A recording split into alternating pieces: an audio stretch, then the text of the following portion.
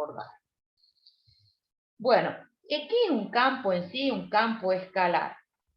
Los campos escalares nosotros los podemos definir como una función que asigna a cada punto, ya sea del plano o del espacio, un único número real. Nosotros, a ver, ya busco el lapicito, ¿cómo lo podemos abreviar? En el plano sería f, que está definido de D, un subconjunto de R2, esto sería en el plano, a R. Y a cada par ordenado XY le asigna un único número real que es el f de XY.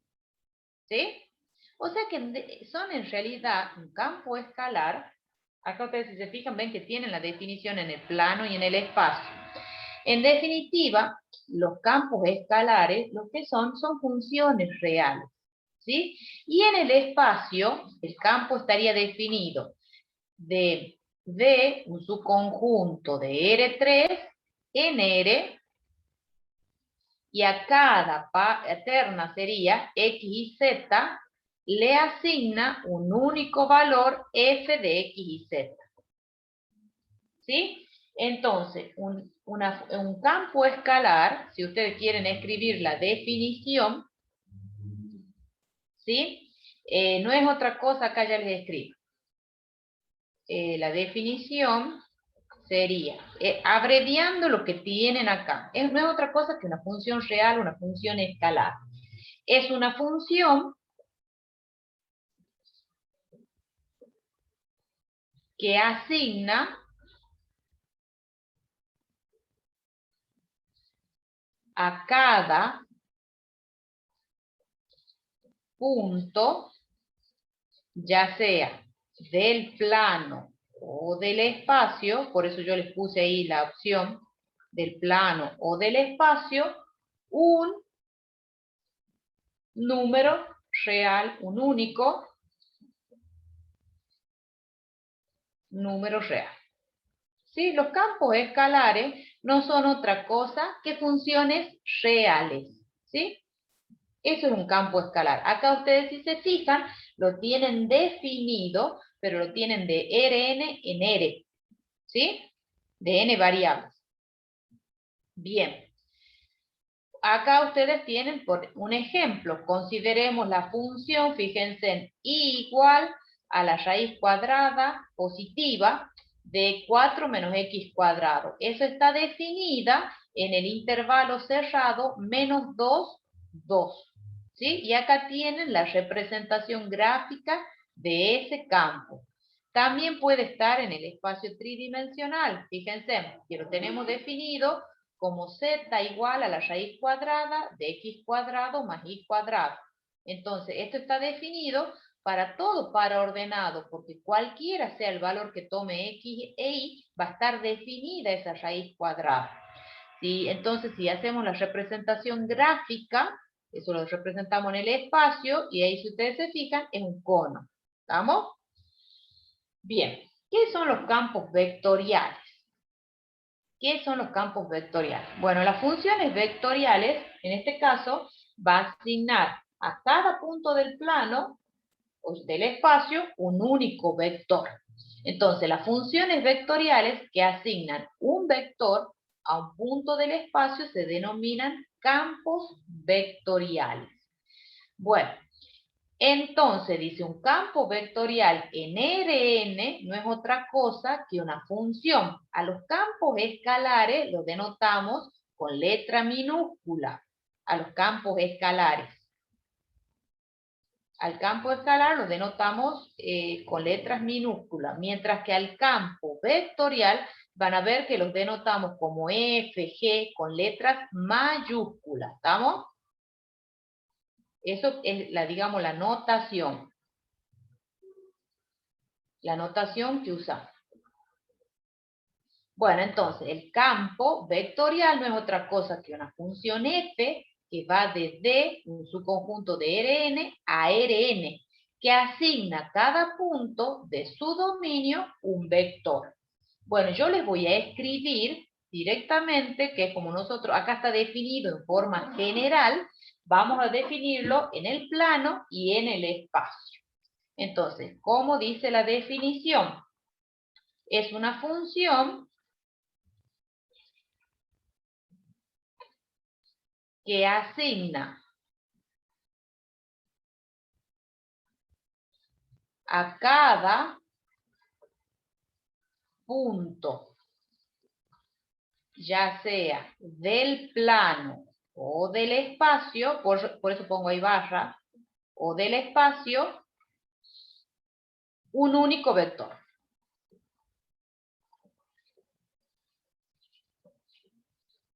Bueno, en el plano, ¿cómo lo escribimos? En el plano, a este campo vectorial lo vamos a escribir así. F de x, y, ponen ahí la flechita porque es un vector. Esto es F1 de x, y, versor y más F2 de x, y, versor j. ¿Estamos? En el espacio va a ser parecido, solamente que le vamos a agregar otra componente.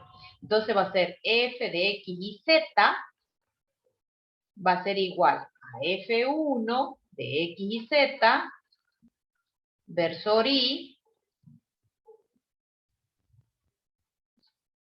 más f2 de x y z, versor j, más f3 de x y z, versor k. ¿Estamos? Ahí tienen definido entonces el campo vectorial en el plano y en el espacio. ¿Sí?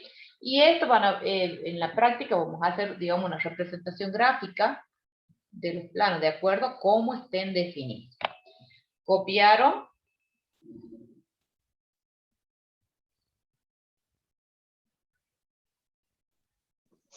Sí, profe, puede seguir.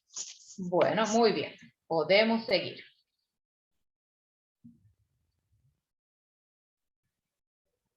Bueno, ven ahí ustedes tienen lo que yo ahí les he abreviado, la definición del campo vectorial en el plano y en el espacio. Y ahí, por ejemplo, tienen un ejemplito, miren, si quieren, para que lo veamos. Tienen definido.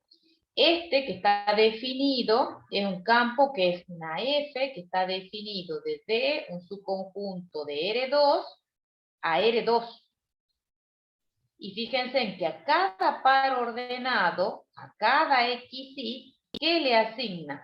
Le asigna f de XY, que es igual a menos y por el versor y, que es un vector, más x por el versor j. Entonces, cuando ustedes vayan a hacer la representación gráfica, vamos a considerar diferentes puntos. Fíjense que consideran el punto 1, 0. Si ustedes consideran el punto 1, 0, reemplazan en el campo. Entonces acá les va a quedar 1, 0. Si ustedes reemplazan, esto les queda 0 por i más 1 por j.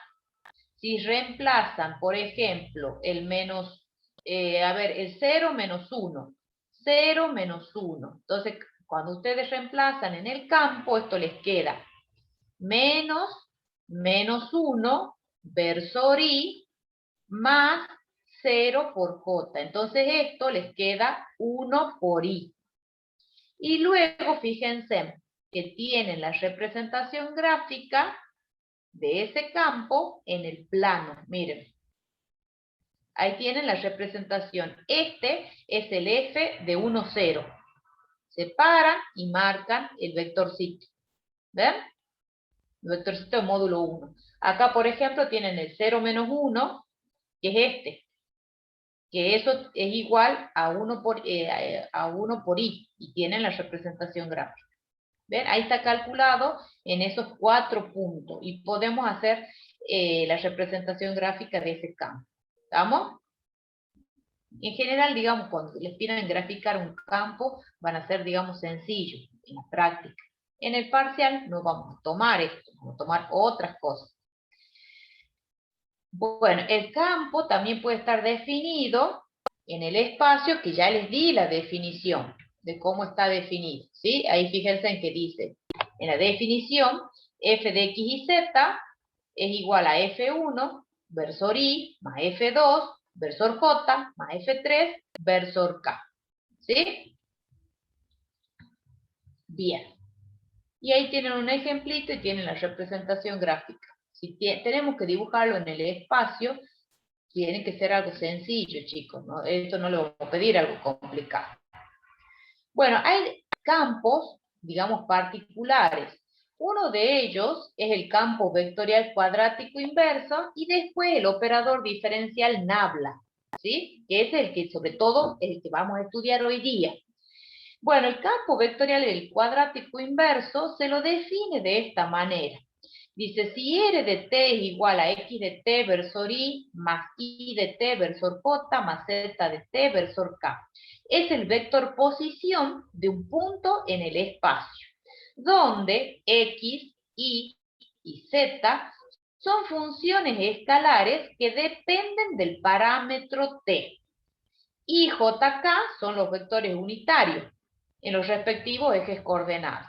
Entonces definimos como campo vectorial cuadrático inverso a f de x y z, el cual está definido como c sobre el módulo de r al cuadrado por u de t, donde c es una constante real, u es un vector unitario en la dirección del vector r, y el cual está definido como r sobre el módulo de r de t. Y donde r de t, el módulo de r de t al cuadrado, es lo que les decía, es el cuadrado del módulo del vector r de t. Bien, en sí lo que a mí me interesa es que veamos lo que se llama el operador nabla, ¿sí? Y vamos a ver cómo se define el operador nabla. Yo he resumido un poco porque está larga la teoría, pero yo lo he resumido. El operador nabla lo podemos definir en el plano y en el espacio, ¿sí? Es un operador diferencial, el operador nabla. La notación que usamos para el operador nabla es esta, es delta. Esa notación me indica que el operador nabla. ¿Puedo o no ponerle, ya van a ver, una flechita, ¿sí? Arriba. Bueno, ¿cómo lo definimos al operador nabla? Acá está definido, yo les voy a definir directamente en el plano y en el espacio, ¿sí? En el plano, el operador nabla se define como la derivada respecto de x versor y más la derivada respecto de y versor j. Este operador nabla lo tenemos que aplicar ya sea a un campo escalar o a un campo vectorial. Y ya vamos a ver cómo está definido y cómo lo podemos aplicar. Pero así es como se define. Ven que acá yo digo la derivada respecto de x. Pero ¿a quién estoy derivando? ¿Sí? Eso es lo que vamos a ver. Vamos a ver que puede ser a un campo escalar o a un campo vectorial. Y vamos a ver qué operaciones están definidas para ese operador nabla. Y en el caso de que sea en el espacio, el operador nabla, esto es cómo se lo define, ¿no? Esto es la derivada respecto de x versor y más la derivada respecto de y versor j más la derivada respecto de z versor k. Esto, como yo les digo, lo tenemos que aplicar. Bueno, y eso es lo que vamos a ver, ¿sí? ¿A dónde lo aplicamos al operador nabla y de qué manera? ¿Sí? Entonces, vamos a las aplicaciones del operador nabla. Una de las aplicaciones, el operador nabla puede estar aplicado a un campo escalar, ¿sí? Entonces, esa sería, digamos, la 1 o el apartado A, como quieran llamarlo. El operador nabla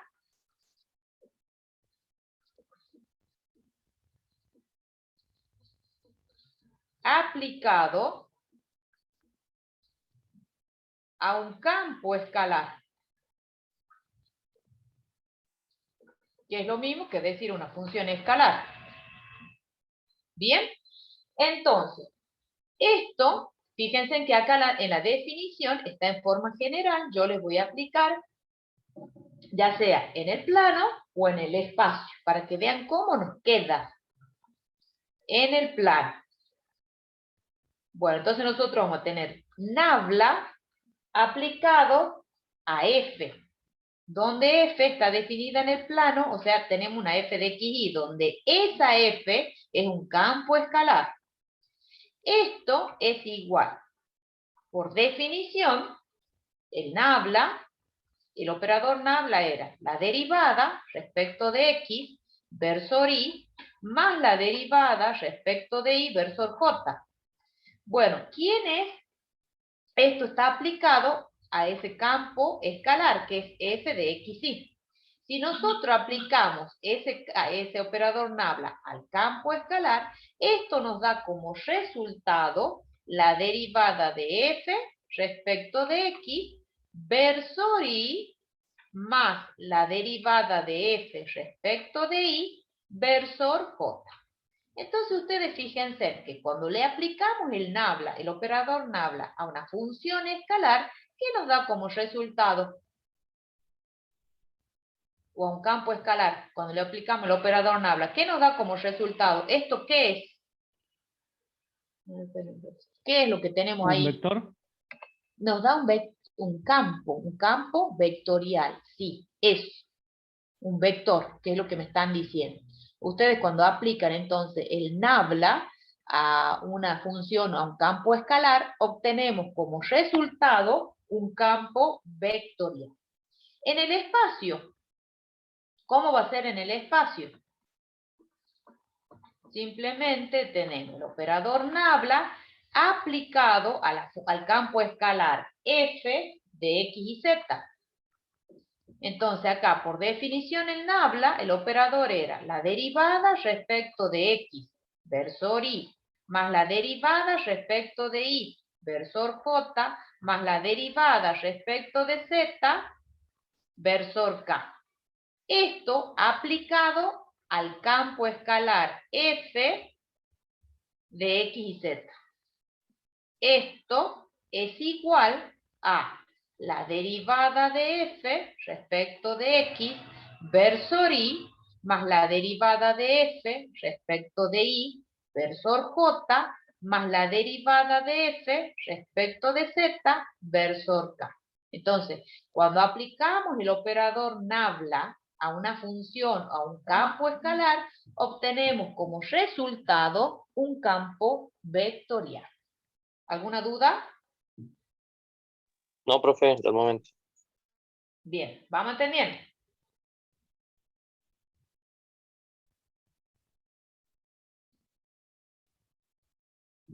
Bien, ya, Gabriel, ya te acepté en el Zoom.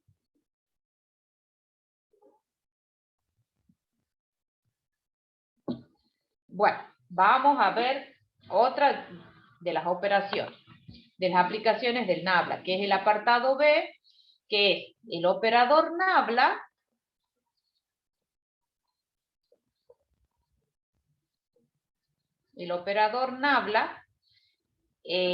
aplicado escalarmente a un campo vectorial.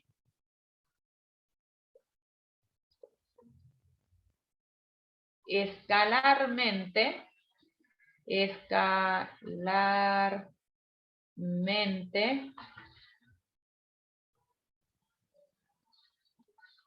a un campo vectorial. Bueno, entonces el campo vectorial, bueno, veamos también cómo sería en el plano y en el espacio. Entonces nosotros vamos a tener el nabla, el operador nabla, aplicado escalarmente, entonces marquen ahí el puntito, que eso representa el producto escalar, aplicado a F, ¿sí? Escalarmente a F. Entonces, el nabla, ¿a qué es igual? A la derivada respecto de X versor Y, más la derivada respecto de Y versor J. Y esto hay que aplicarlo O sea, escalarmente, ¿a quién? A F1, acá versor I, más F2 versor J. Recuerden que el F1 yo no escribo, pero depende de X e Y, y el F2 depende de X e Y. ¿Estamos? Entonces, cuando nosotros aplicamos el operador nabla aplicado escalarmente a un campo vectorial, esto nos da como resultado la derivada de F1 respecto de X, más la derivada de F2 respecto de Y. Entonces, cuando aplicamos el operador nabla aplicado escalarmente a un campo vectorial, ¿qué nos da como resultado? ¿Un qué? ¿Qué tipo de campo obtenemos? Escalar. ¿Esto qué? Eso, exactamente, es un campo escalar. Cuando ustedes, fíjense, esto es como si fuese un vector. Esto también. Entonces, cuando ustedes hacen el producto escalar, ¿qué les da como resultado? Cuando hacen ustedes el producto escalar de dos vectores, ¿qué les da como resultado? ¿Les da otro vector o les da un escalar? No.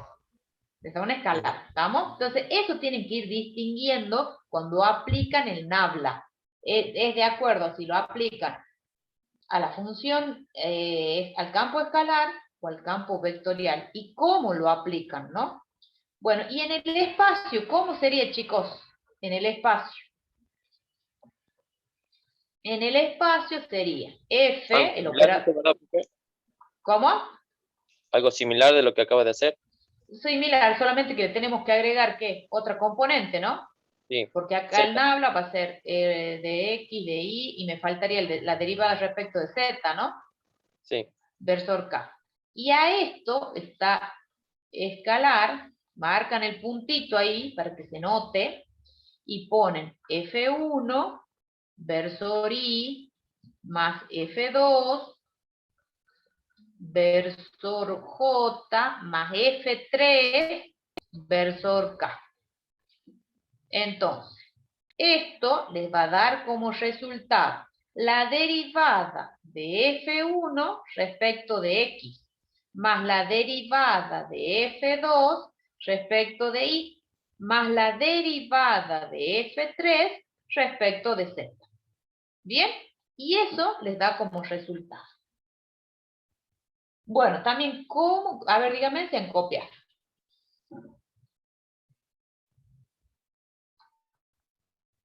Ahí está Gabriel. Sí, profe, puede continuar.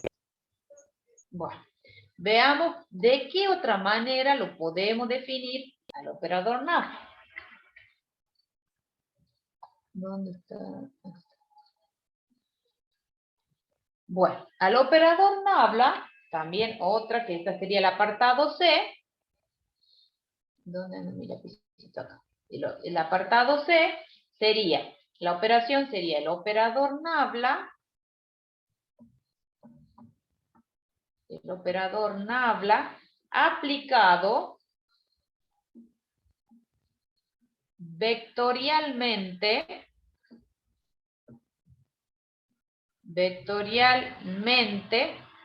a una función o a un campo, como pone así, a un campo vectorial.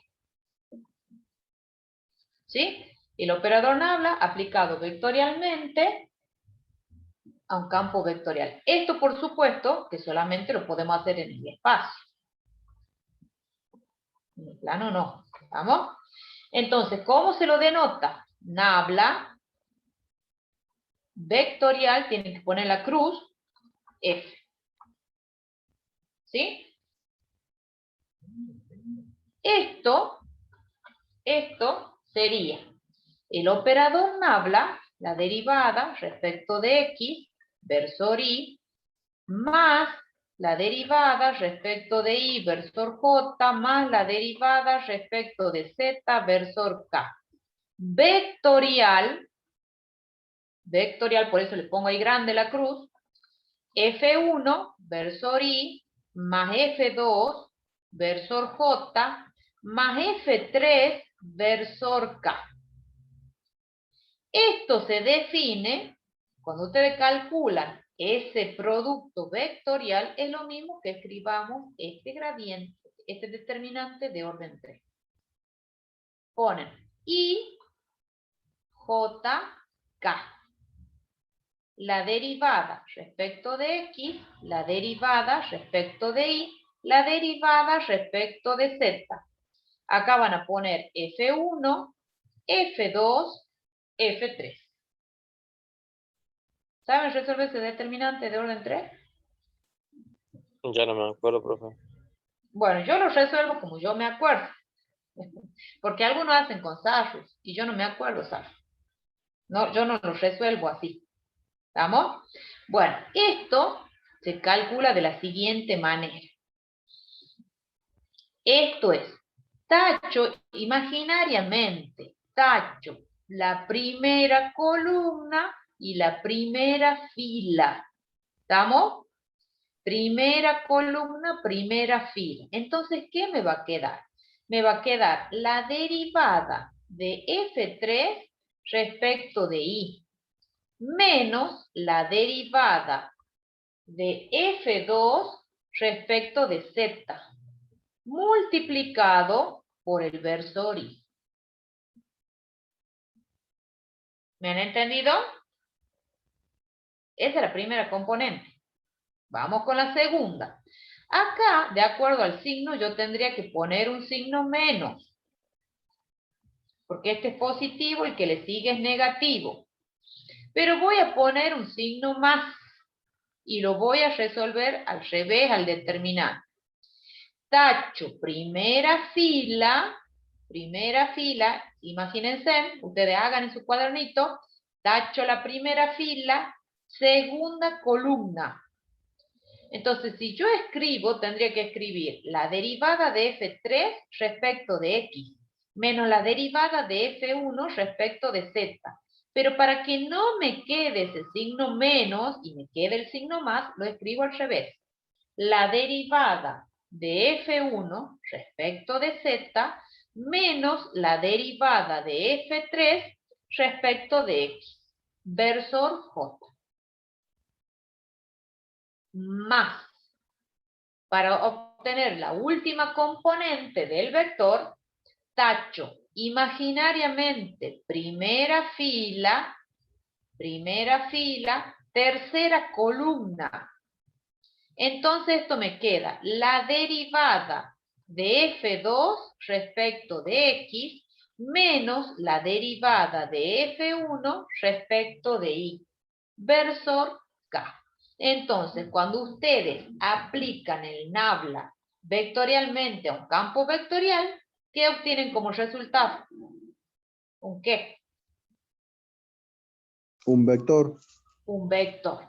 Yo no quiero que esto se lo aprendan de memoria. No, a mí lo que me interesa es que ustedes sepan escribirlo al determinante, ese de orden 3, de cómo se lo define, y uno lo va sacando al determinante, uno lo va resolviendo. Esto es de álgebra.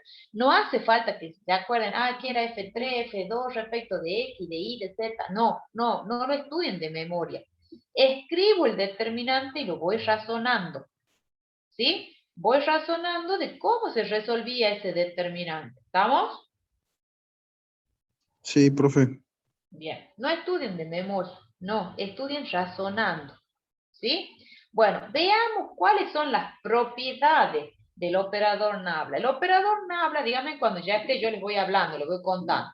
El operador NABLA tiene 10 propiedades. Las 10 propiedades están demostradas en el archivo, en el PDF, en el OneNote que les queda para ustedes, están demostradas. Y si no, lo descargan al archivo del aula virtual, al PDF.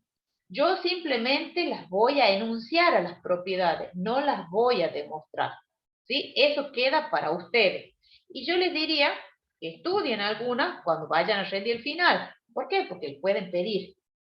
Cuando les piden las propiedades, les van a pedir que las enuncien a todas las propiedades, pero que demuestren una de ellas. Y uno no les dice cuál tienen que demostrar.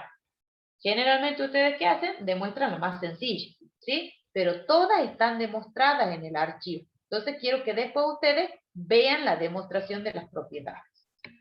Bueno, para las propiedades están enunciados como teorema. ¿Ven? Ustedes el teorema 1 corresponde a la propiedad 1. Para eso, ¿qué vamos a considerar? Dado C un número real. Sea C un número real.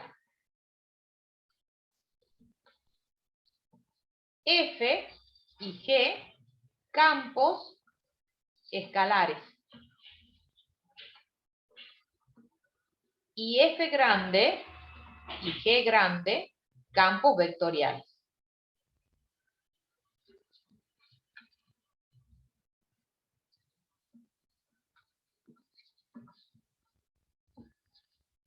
Bueno, ¿qué dice? Nabla aplicado a C por F es igual a C, hacen de cuenta como que sacan la constante, por nabla aplicado a F, a la función escalar.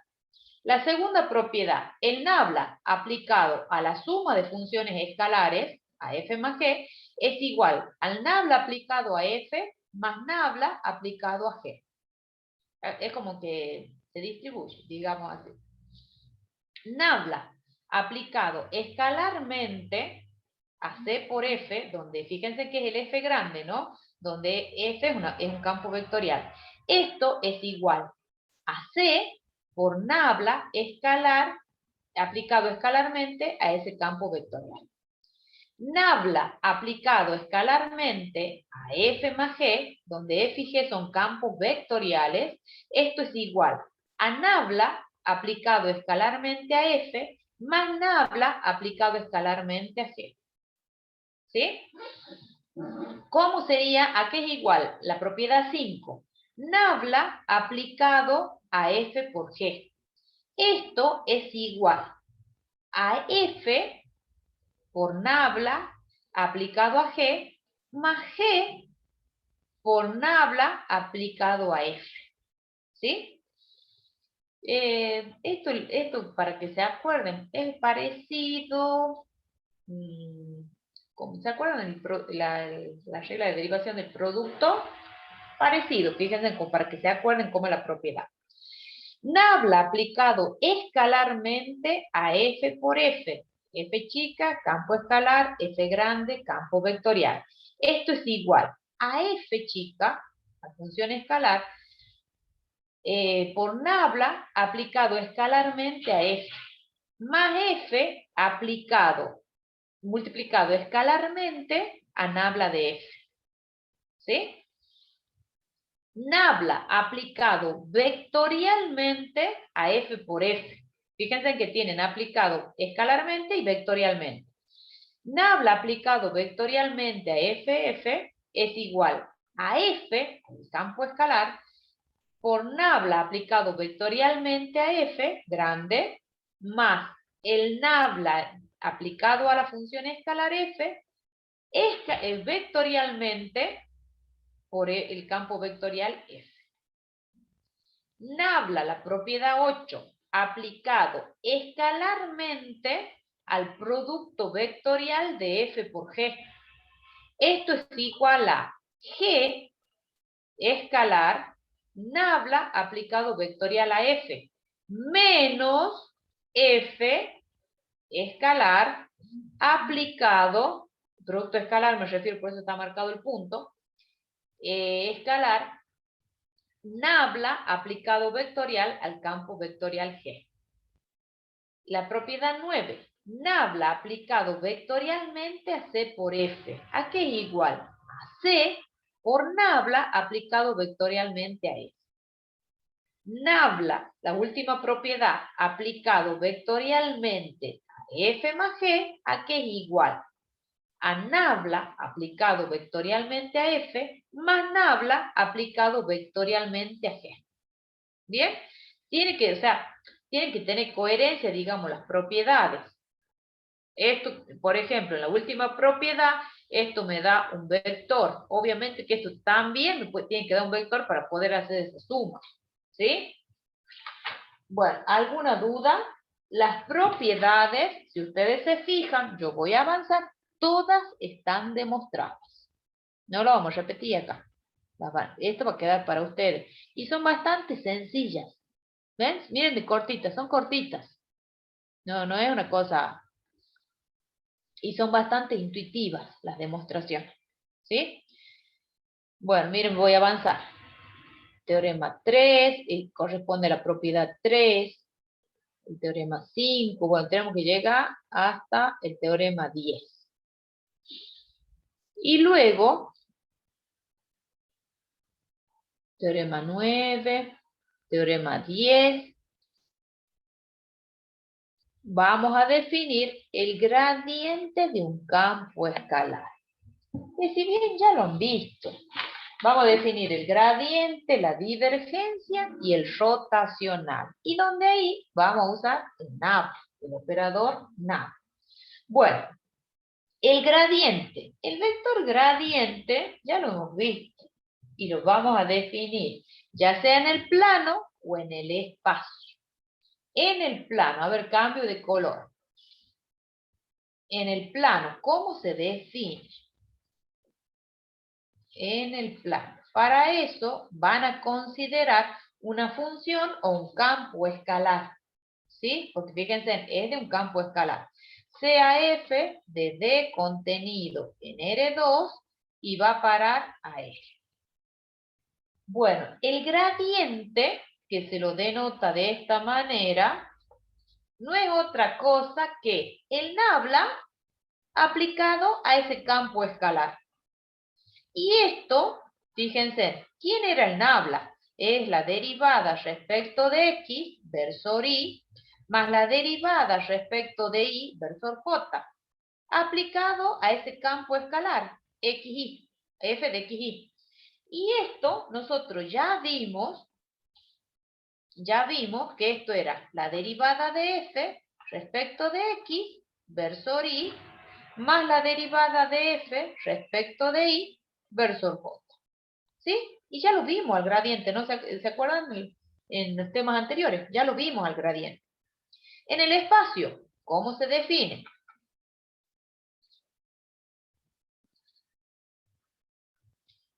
Tendríamos el campo escalar F, que está definido desde un subconjunto de R3 y va a parar a R.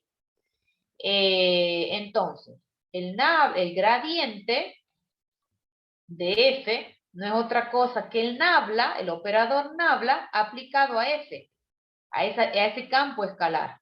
Y esto nos da como resultado. El nabla era derivada de F, de la derivada respecto de X, versor Y, más la derivada respecto de Y, versor J, más la derivada respecto de Z, versor K. Y esto lo tenemos que aplicar al campo F de X y Z. Esto nos da como resultado la derivada de F respecto de X, versor Y, más la derivada de f respecto de y, versor j, más la derivada de f respecto de z, versor k. Y ahí tienen el gradiente. Entonces, cuando ustedes calculan el gradiente de f, no es otra cosa que el nabla aplicado a la función escalar, al campo escalar. Y eso siempre nos da como resultado un campo vectorial. Eso tienen que ir observando. ¿Qué es lo que obtenemos como resultado? ¿Hay alguna duda? Esto ya lo vimos. Entonces, No. no se olviden, cuando aplican el gradiente, es aplicar el nabla aplicado al campo escalar. Obtenemos como resultado un campo vectorial. ¿Bien? Bueno. ¿Bien? Y es lo que yo les digo acá. ¿Por qué? Porque después muchas veces les preguntan y no se acuerdan. El gradiente de un campo escalar resulta un campo vectorial. Bueno, la divergencia. ¿Cómo se calcula la divergencia? La divergencia la vamos a calcular a un campo vectorial. ¿Sí? El gradiente se aplica a un campo escalar. La divergencia a un campo vectorial. Bueno, también les voy a hacer la distinción en el plano y en el espacio. ¿Bien? Supongamos que la F, el campo, va a estar definido como esto. Yo hace rato le había puesto F1, F2, también lo podemos llamar así. m de xy versor y más n. Simplemente cambio la letra nada más. Entonces, la divergencia, que lo abreviamos de esta manera, de f, no es otra cosa que el operador nabla aplicado escalarmente a ese campo vectorial. Eso es por definición la divergencia. Es el operador nabla aplicado escalarmente al campo vectorial. ¿Quién era el nabla? Es la derivada respecto de x, versor y, más la derivada respecto de y, versor j. Escalar, ¿quién es f? M, versor y, más n, versor j. Bueno, ¿esto qué me da como resultado? Nos da la derivada de m respecto de x, más la derivada de n respecto de y. Entonces, cuando calculamos la divergencia, no es otra cosa que al operador nabla aplicarlo escalarmente al campo vectorial. Y nos da como resultado un campo escalar. ¿Sí? Un campo escalar. Eso tengan muy en cuenta. En el espacio,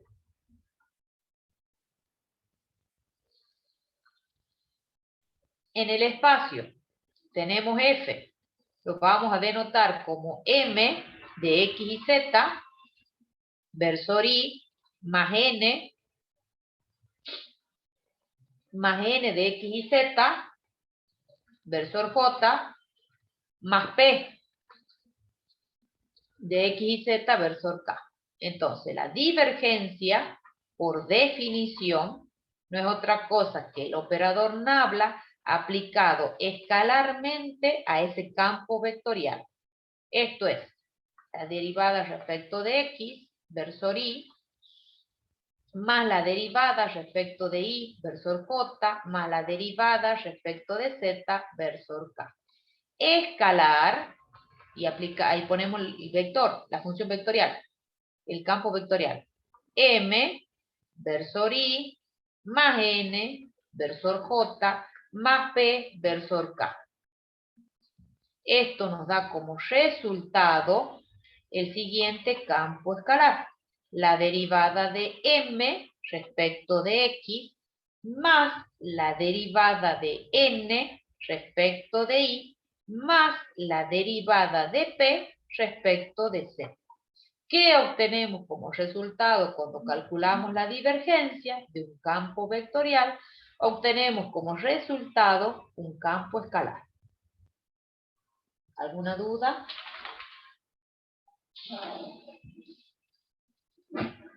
¿Alguna duda, chicos? No, profe. Bien, ¿van copiando? Esto como lo que yo les estoy escribiendo es un resumen de lo que tenemos ahí en el archivo. Lo que tenemos acá. ¿Ven?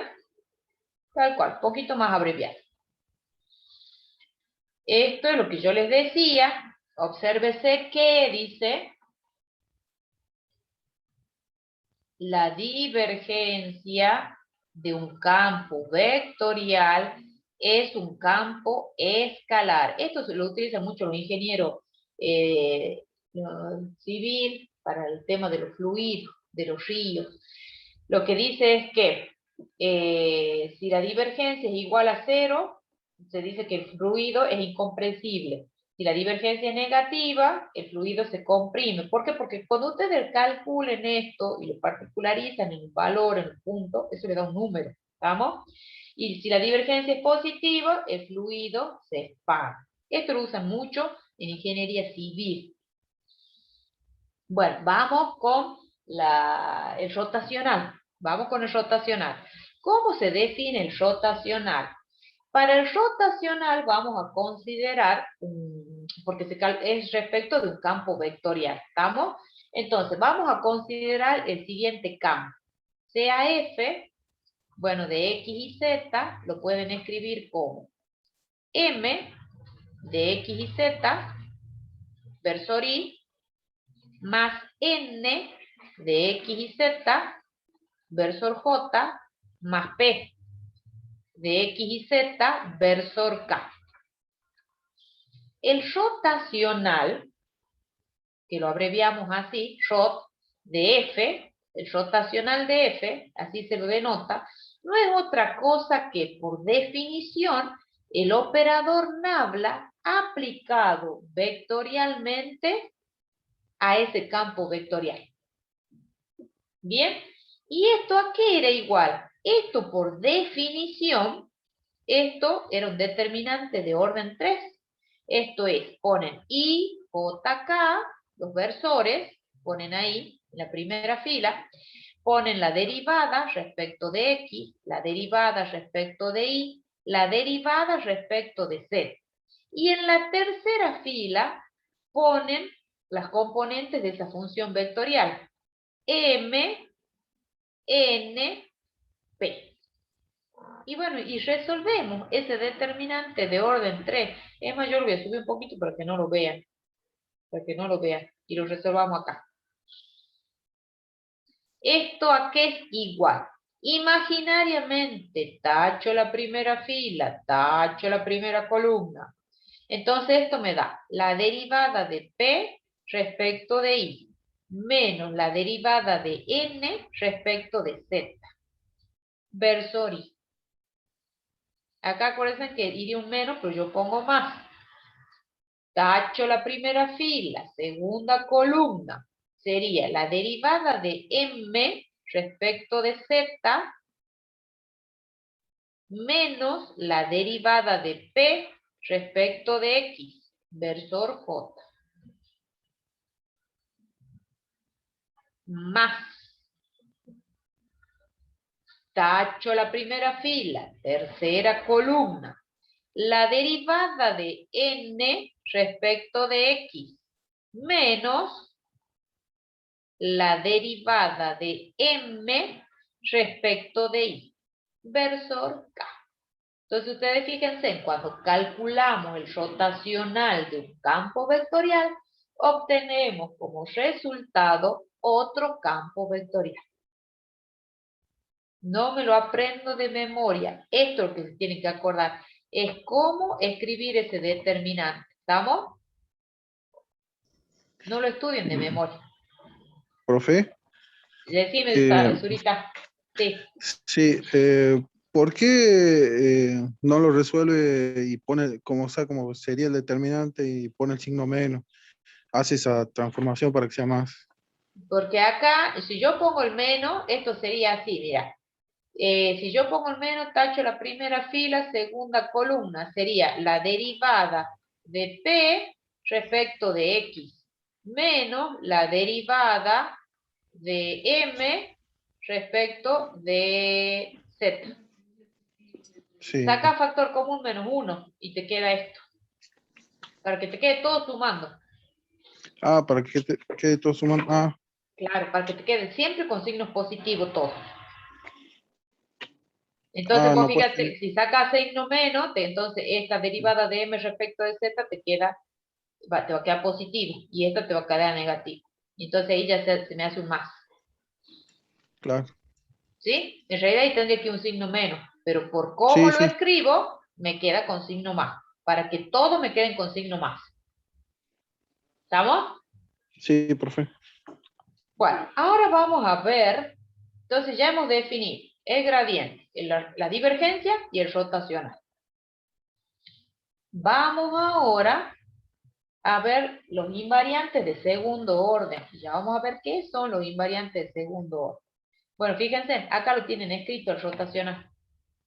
¿Ven? Lo tienen escrito, desarrollado de otra manera, pero acá ya lo tienen reagrupado. Y es como yo les escribí. ¿Ven? Lo tienen ya reagrupado.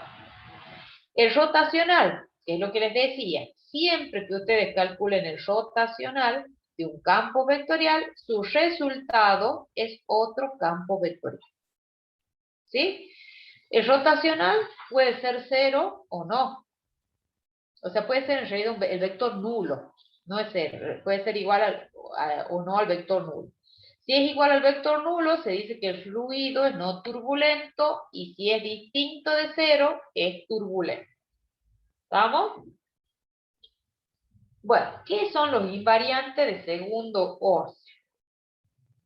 Bueno, resulta de que a este gradiente rotacional, a la divergencia, yo de acuerdo a lo que obtenga, si es un campo vectorial o un campo escalar, puedo volver a calcular, ya sea el gradiente, la divergencia o el rotacional. Depende, o sea, siempre y cuando la operación esté definida, de acuerdo a lo que obtenemos. Fíjense, ¿cuáles son los invariantes de segundo orden? Uno de ellos es la divergencia del gradiente. ¿Sí? Y esto es de un campo escalar, ¿no? Y esto es lo que se llama el laplaciano. ¿Qué quiere decir? Que nosotros al gradiente de un campo escalar le vamos a calcular la divergencia. Cuando nosotros calculábamos el gradiente de un campo escalar, ¿qué obteníamos como resultado? Razonemos un poquito. Cuando calculaba el gradiente, chicos, a ver, yo voy escribiendo, sea f, vamos, sea f, ¿sí? Campo escalar.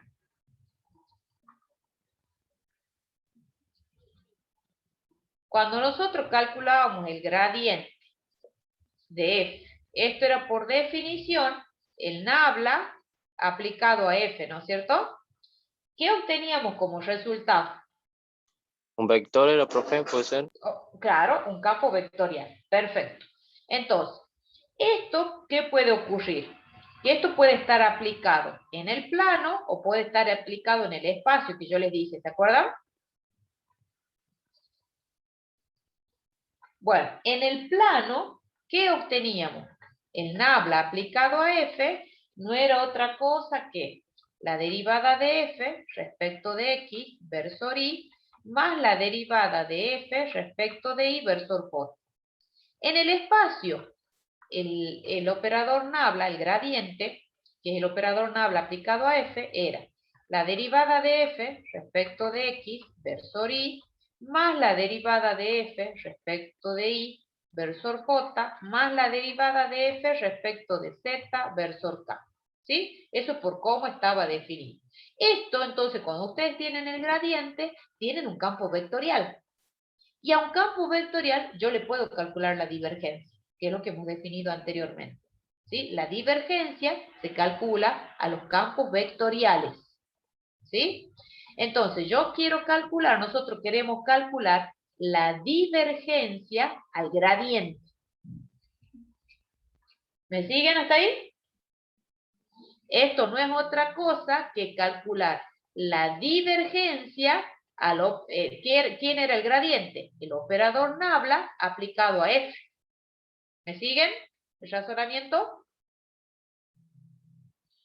Sí, Y profe. esto, por definición de la divergencia, era el operador nabla aplicado escalarmente, en este caso va a ser al nabla de f, al gradiente. ¿Estamos? Eso es por definición de la divergencia. Bien, entonces, esto vamos a tener que ver. Esto puede ser en el plano o en el espacio también. ¿Cómo y qué es lo que vamos a obtener? En el plano. La divergencia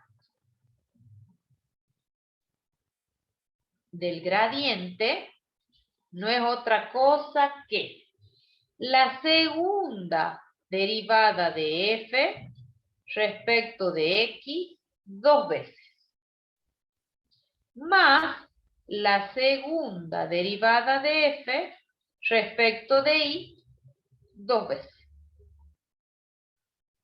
¿Entienden por qué obtengo eso? Miren, debe hacer otro pasito. Voy a hacer un paso pre. Antes que el nabla. Miren. Acá ustedes fíjense en la divergencia, yo les dije, es el nabla aplicado escalarmente al gradiente. Entonces, el nabla era la derivada respecto de x versor y, más la derivada respecto de y versor j. Ahí escribí el nabla. Fíjense en el renglón de arriba. Escalarmente, ¿a quién? al gradiente. Y el gradiente no era otra cosa que la derivada de f respecto de x versor y más la derivada de f respecto de y versor j. Entonces, fíjense, cuando calculamos esa divergencia, ¿qué nos da? Acá tienen ese producto escalar, ¿no? Entonces nos da la segunda derivada de f respecto de x dos veces, más la segunda derivada de f respecto de y dos veces. Y eso es lo que se llama laplaciano de f. Esa formulita es lo que se llama el laplaciano de f. ¿Sí? ¿Estamos? Entonces, cuando ustedes calculan, no se olviden, calculaban la divergencia de un campo vectorial, obtienen un campo escalar. En este caso, ¿quién es ese campo vectorial? El gradiente. En el espacio,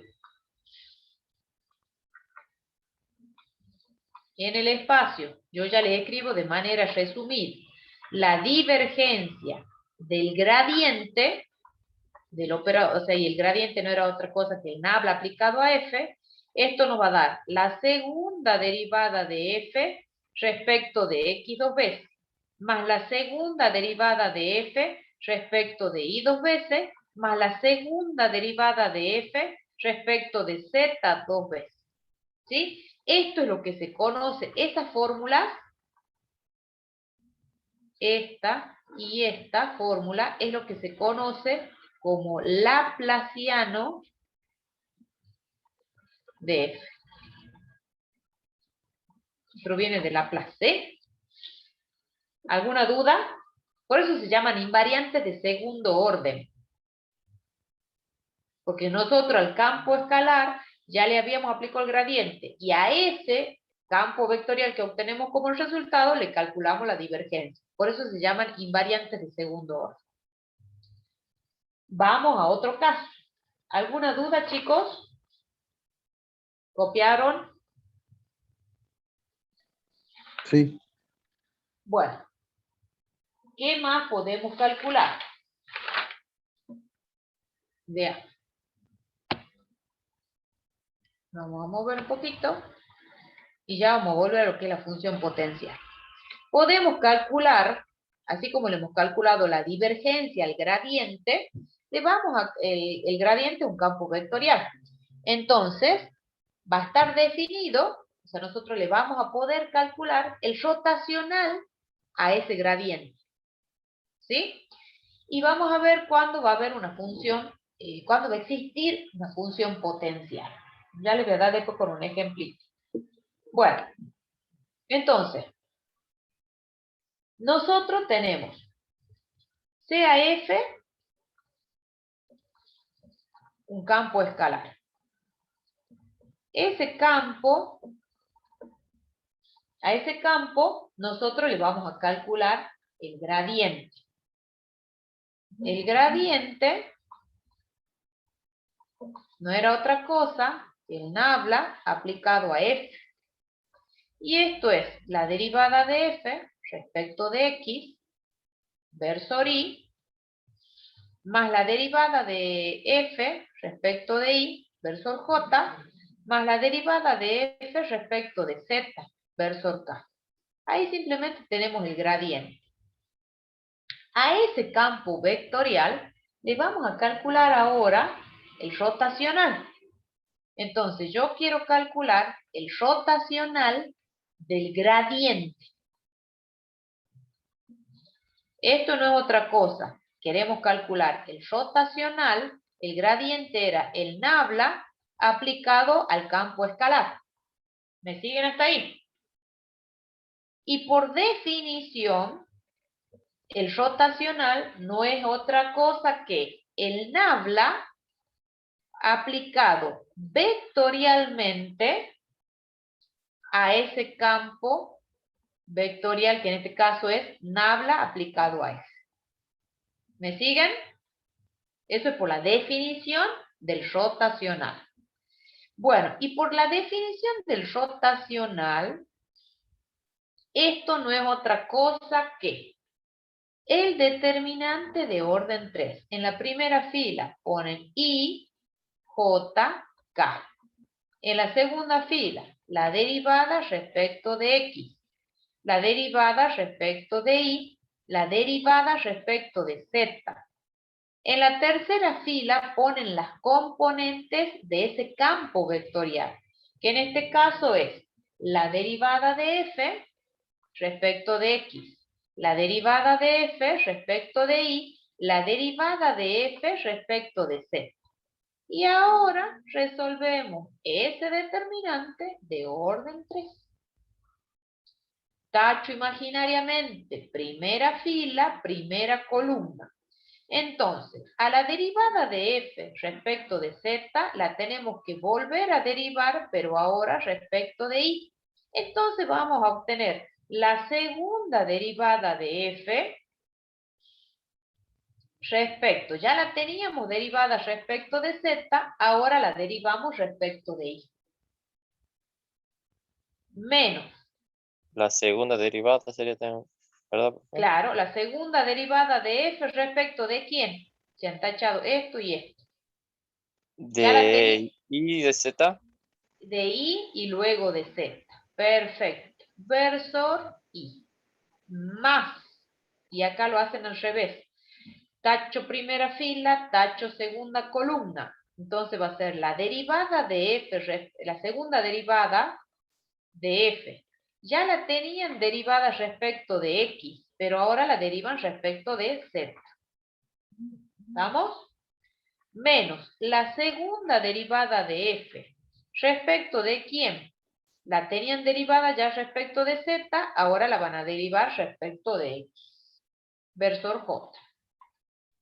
Más la derivada, tacho la primera fila, tercera columna. La derivada de segundo orden de f respecto de. La tenemos derivada respecto de y, ahora la derivamos respecto de x. Menos la segunda derivada de f respecto, la tenemos derivada respecto de x, ahora la derivamos respecto de y. Versor k. Y ese, entonces, el rotacional del gradiente. ¿Ven? El gradiente es un campo vectorial, entonces como es un campo vectorial, yo puedo calcular su rotacional. Está definido. El rotacional se le calcula a los campos vectoriales. Bueno, acá tienen que tener en cuenta algo. En el caso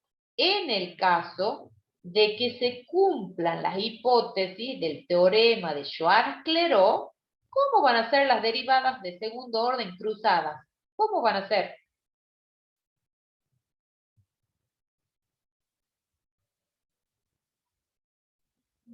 ¿Cómo eran el teorema de Schwarz-Clairaut? La f de xy con la f de ix. ¿Cómo eran? Teníamos funciones continuas, una f de manera tal que existían las derivadas parciales de primer orden, continuas en el entorno del punto P0. Bueno, en ese caso, cuando se cumplen las hipótesis, las segundas derivadas parciales, las cruzadas, son iguales. Entonces, si son iguales, esto va a ser igual a 0. Y esto va a ser igual a 0. Y esta va a ser igual a 0. Pero ojo, ¿no? Que por eso estoy escribiendo con otro color. Siempre y cuando se cumplan, ¿sí? Cuando se cumple el teorema de Schwarz-Clairaut.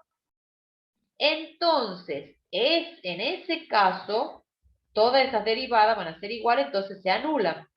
Por lo que el rotacional va a ser igual al vector nulo.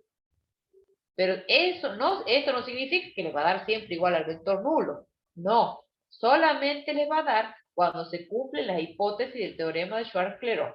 Si no, no. ¿Estamos? Por eso les pongo ahí con rojo.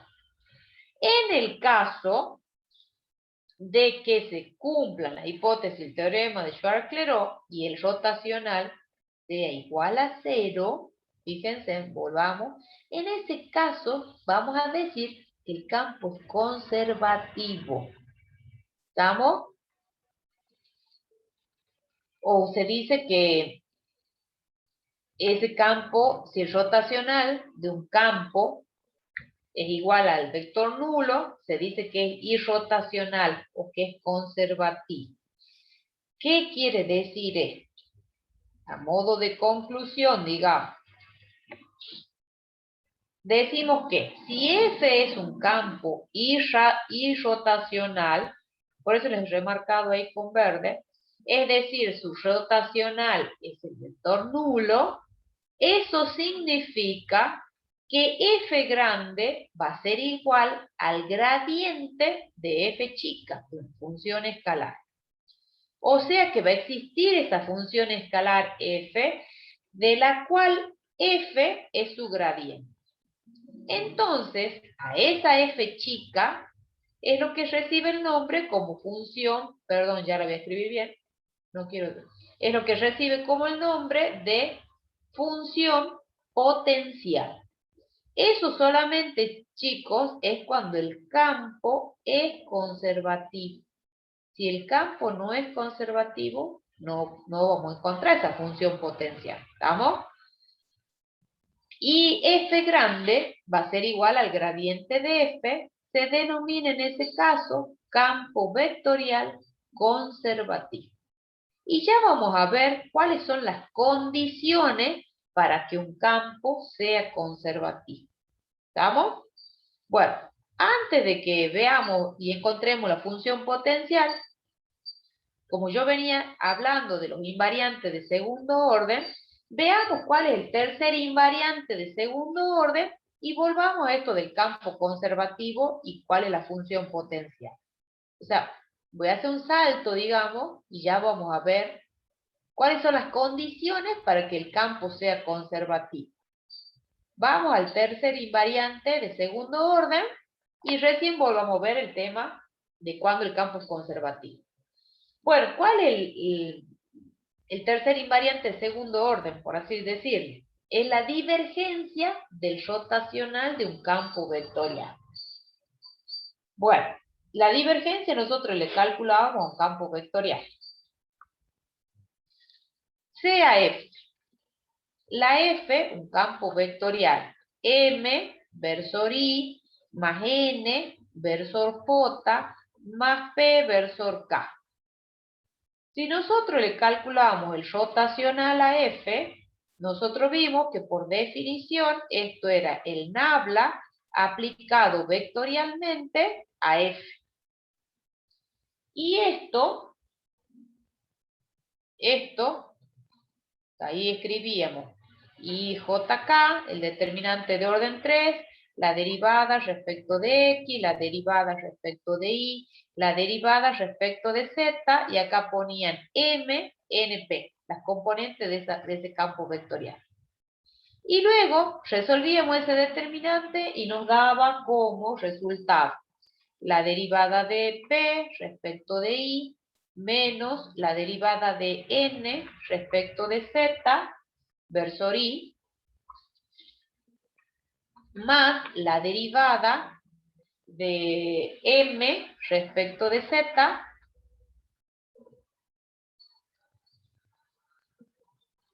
menos la derivada de P respecto de X, versor J.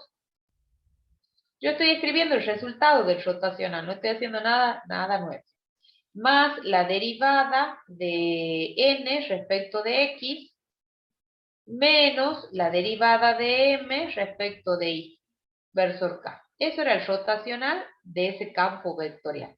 Bueno, como este es un campo vectorial, yo le puedo calcular la divergencia. ¿Sí?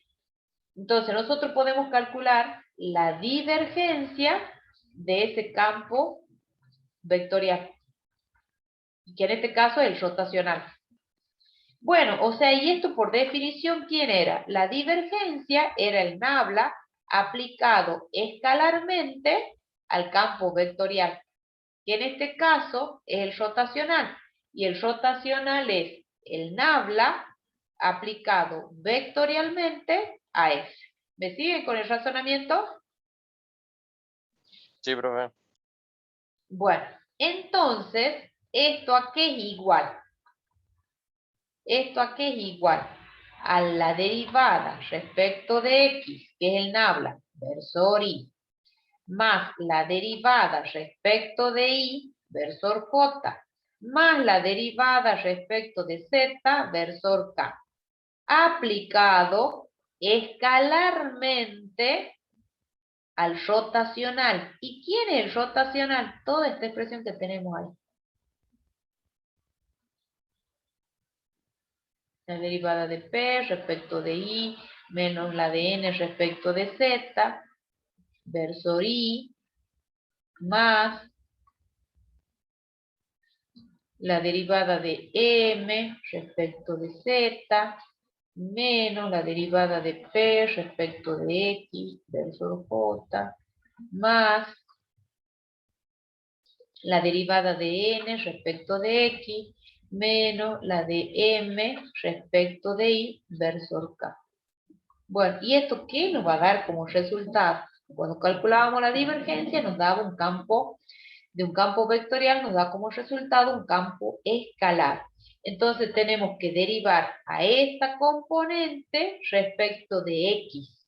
Y entonces esto nos va a dar la segunda derivada de P respecto de Y y luego la derivamos respecto de X, menos la derivada de segundo orden de N respecto de Z, luego respecto de X, más la derivada de segundo orden de M respecto de Z, luego respecto de Y, menos la derivada de segundo orden de P respecto de X y luego respecto de Y, más la derivada de segundo orden de N respecto de X y luego respecto de Z, menos, perdón, acá no es más, es menos, la derivada de segundo orden de P respecto de Y, no, es M, M, acá me equivoco, M respecto de I, ya la teníamos derivada, y ahora respecto de I. Entonces, esa es la divergencia del rotacional. ¿Estamos? Nos da como resultado un campo escalar. Esa divergencia es igual a cero, fíjense que acá tenemos las derivadas cruzadas, por ejemplo, miren, acá tienen esta, acá tienen la de N, tienen las cruzadas, ¿ven? Bueno, esta divergencia es igual a cero cuando se cumplen, no, esto me pone con color, las hipótesis del teorema de Schwarz-Clairaut. Si se cumpliera las hipótesis del teorema de Schwarz-Clairaut, esta divergencia nos va a dar igual a 0. Esto es cuando se cumple el teorema de Schwarz-Clairaut. ¿Sí? Entonces, en ese caso, la divergencia del rotacional nos va a dar igual a 0. Bueno, volvamos al tema de los campos conservativos. Ahí hemos visto las tres invariantes. Vamos al tema del campo conservativo. Entonces, nosotros vamos a decir, así para resumiendo la definición, F, un campo vectorial.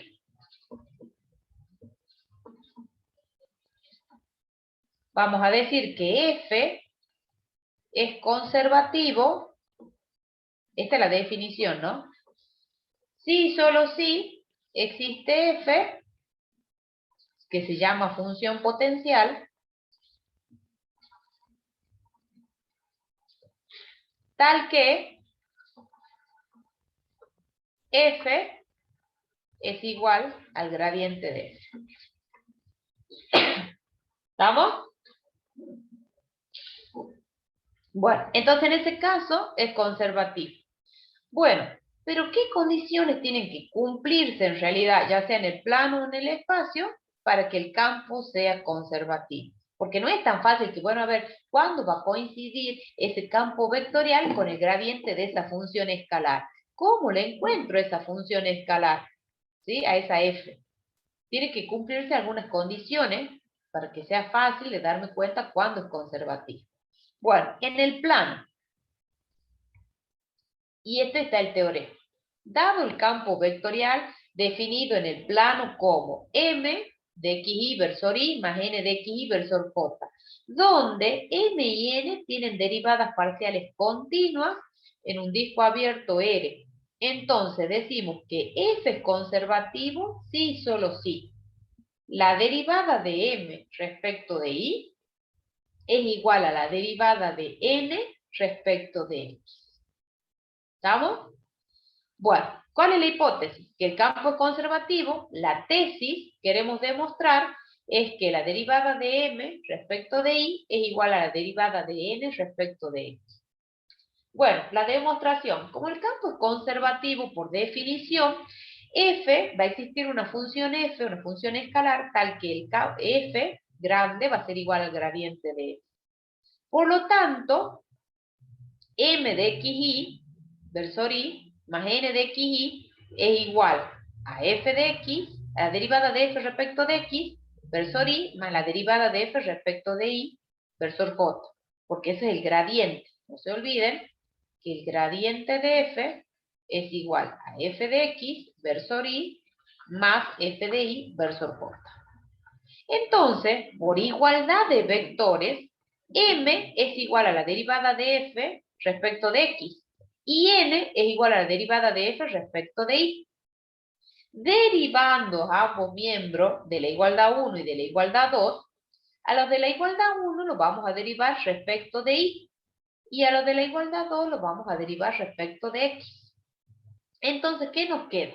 Nos queda la derivada de m respecto de y igual a la segunda derivada de f respecto de x y luego de y. La derivada de n respecto de x es igual a la segunda derivada de f respecto de y luego de x. En los segundos miembros, 3 y 4, son iguales. Son iguales que los primeros, ¿sí? En consecuencia, el campo para que sea conservativo, es necesario que la derivada de f, la derivada de m respecto de y, sea igual a la derivada de n respecto de x. ¿Para qué? Para que estas cruzadas sean iguales. Para que sean iguales, necesariamente la m respecto de y debe ser igual a la la derivada de n respecto de x. ¿Vamos? Bueno, y en el espacio simplemente lo voy a definir. La demostración la voy a dejar para que ustedes la vean. Bueno, dado un campo vectorial en el espacio, sea f igual a m versor i más n versor j más p versor k, donde m, n y p tienen derivadas parciales continuas. F es conservativo sí y solo sí. La derivada de m respecto de y es igual a la derivada de n respecto de x. La derivada de m respecto de z debe ser igual a la derivada de p respecto de x. La derivada de n respecto de z debe ser igual a la derivada de p respecto de x. Tienen que cumplir las tres condiciones, esta y esta. ¿Sí? Entonces, en ese caso, el campo es conservativo. Si ustedes se fijan, esto en realidad son las componentes del vector rotacional. Si ustedes calculan el rotacional, el campo conservativo cuando el rotacional es 0. ¿Sí? Bueno, la demostración se las voy a dejar para ustedes. Pero quiero que veamos un ejercicio antes de que nos vayamos. Sobre todo de esto. Pero si ustedes se fijan, les explico toda la teoría, pero no hemos visto ningún ejercicio. Bueno, veamos el ejercicio 5. Dice, dado el campo vectorial f de x y. Este es el 5, yo lo voy a copiar. F de x y z igual a 1 sobre y, versor y, menos x sobre y cuadrado, versor j, más 2z menos 1, versor k. Dice, existe una función escalar f tal que f sea igual al gradiente. Si su respuesta es afirmativa, encuentre f. Si nosotros decimos que f es igual al gradiente de f, que es lo que me están preguntando, esto, si me preguntan si esto ¿vale? Lo que nos están preguntando, en realidad, es si F es conservativo. Eso es lo que nos están preguntando. ¿Es conservativo el campo, ese campo vectorial? Bueno, entonces, para que el campo sea conservativo, el rotacional vale 0. O lo que es lo mismo, se tienen que cumplir las condiciones. Que la derivada de m respecto de y sea igual a la derivada de n respecto de x. La derivada de m respecto de z igual a la derivada de p respecto de x. Y la derivada de n respecto de z tiene que ser igual a la derivada de p respecto de y. ¿Quién es m? Anotemos, fíjense. De acuerdo al campo que nosotros tenemos, esto es m. Es 1 sobre i. ¿Quién es n? Es igual a menos x sobre i cuadrado. ¿Y quién es p?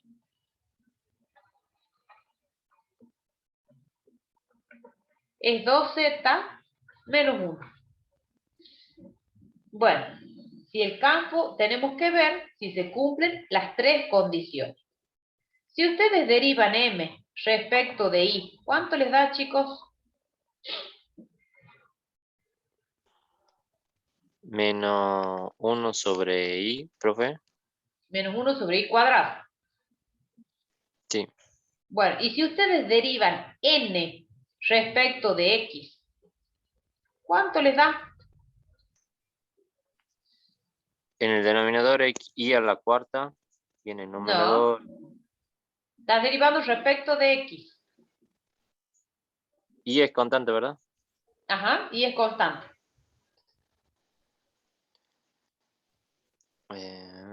Menos i cuadrado Menos 1 sobre... sobre i cuadrado. ¿No les Sí, da así? O claro, sea ya que es después igual. simplificando. O sea que les da igual. Se cumple la Sí. primera condición. Mire, se cumple esta condición. Se cumple la segunda. La derivada de m respecto de z. ¿Cuánto les da? Si a m la derivan respecto de z, ¿cuánto les Cero. da? 0. ¿Y cuánto les da si derivan p respecto de x? ¿Cuánto les da? 0. O sea, que son iguales. Y se cumple la segunda condición. Y la tercera, ¿cuánto La vale la tercera derivada? también va a ser 0.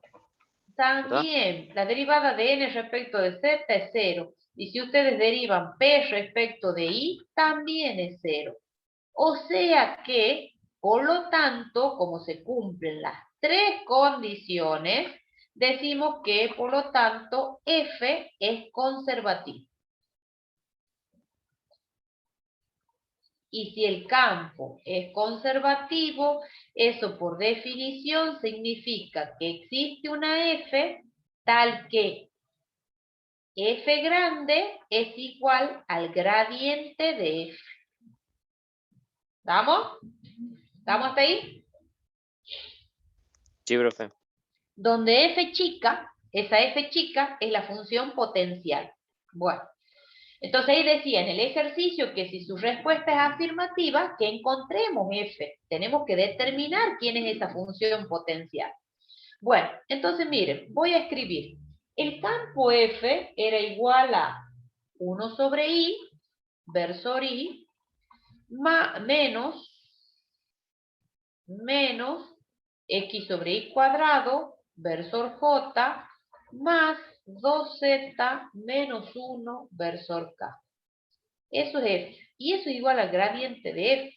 O sea que esto es f de x versor i más f de i versor j más f de z versor k. No se olviden de entrar al aula y registrar la asistencia, ¿no? Hoy es sin clave. Bueno, entonces, por igualdad de vectores, esto es m, ¿no? Entonces, como m, que en este caso es 1 sobre i, es igual a la derivada de f respecto de x. ¿Estamos? Entonces, ¿cómo hago para obtener f? Si yo conozco la derivada de f respecto de x, ¿qué tendría que hacer?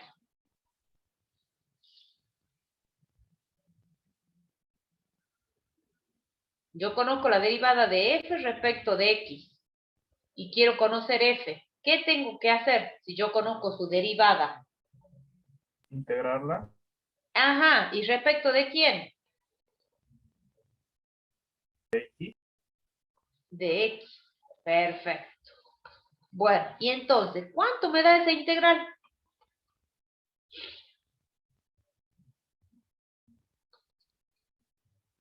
¿Cuánto me da?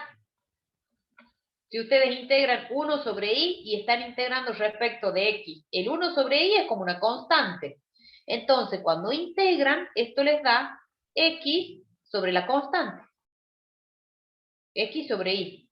Más una constante. La función que ustedes tienen es una función de 3 variables, de x, y z, y estamos integrando respecto de x.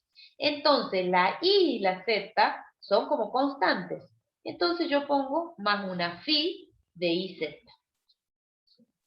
Entonces, esa función potencial tiene esta forma. X sobre y más una phi de iz. ¿Por qué? Porque es lo mismo que ustedes pongan más logaritmo de z por i.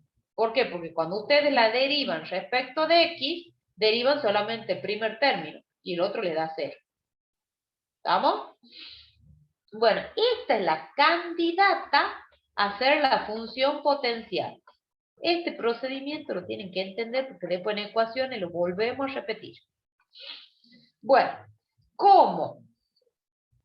Por igualdad de vectores, n, que es igual a menos x sobre y cuadrado, es igual a la derivada de f respecto de y. Es igual a la derivada de f respecto de y. Ajá, esto es n, y esta es la derivada de f respecto de y. Pero yo la conozco a f. Entonces, si ustedes la derivan a f respecto de y, ¿a qué les da igual?